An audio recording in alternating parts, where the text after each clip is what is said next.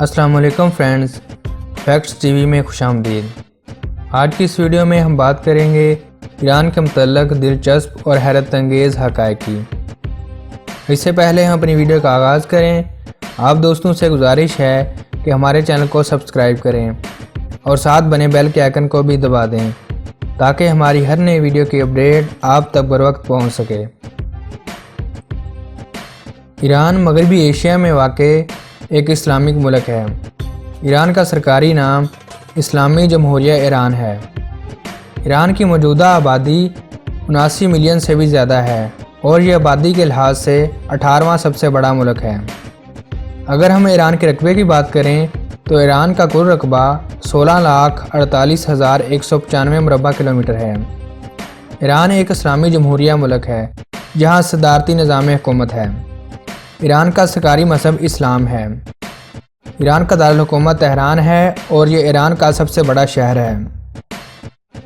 ईरानी झंडा 3 रंगों सब्ज़, सफ़ेद और सुर्ख पर मुश्तमिल है और झंडे के दरमियान में मौजूद निशान इस्लाम के 5 बुनियादी असूलों की निशानदही करता है।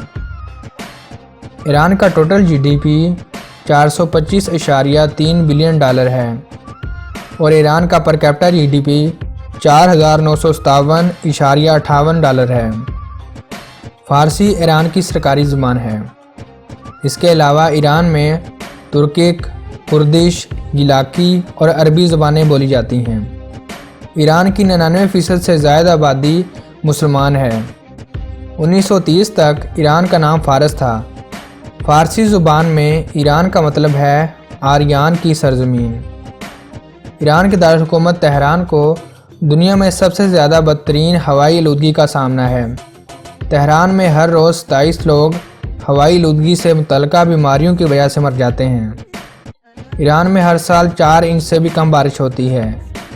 दुनिया में मौजूद कुल तेल के ज़खायर में से 10% ज़खायर ईरान में मौजूद हैं। तेल के इतने ज़्यादा ज़खायर होने के बावजूद ईरान दूसरे वस्ती एशियाई ममालिक की निस्बत गरीब मुल्क नज़र आता है। ईरान की 70% आबादी की उम्र 30 साल से भी कम है।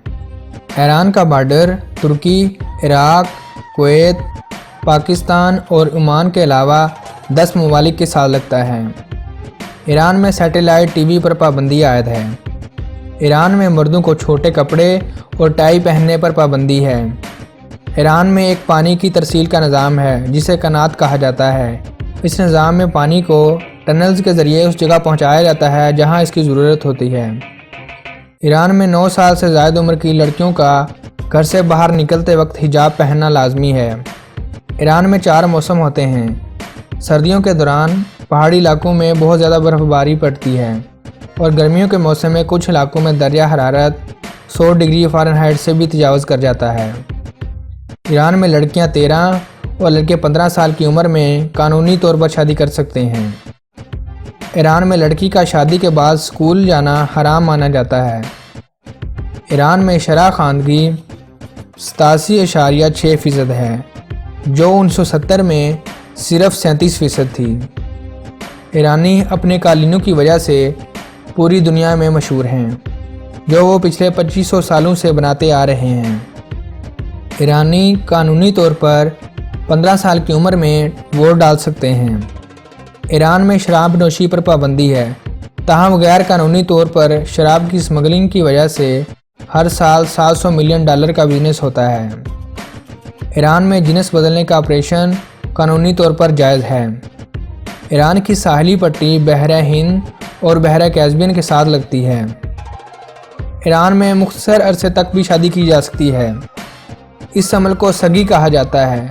ये शादी कुछ महीनों या कुछ सालों तक रह सकती है।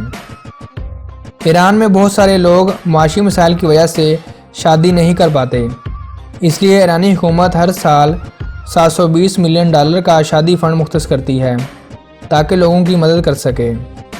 ईरान एशियाई चीते का इस वक्त दुनिया में वाहिद मस्किन है।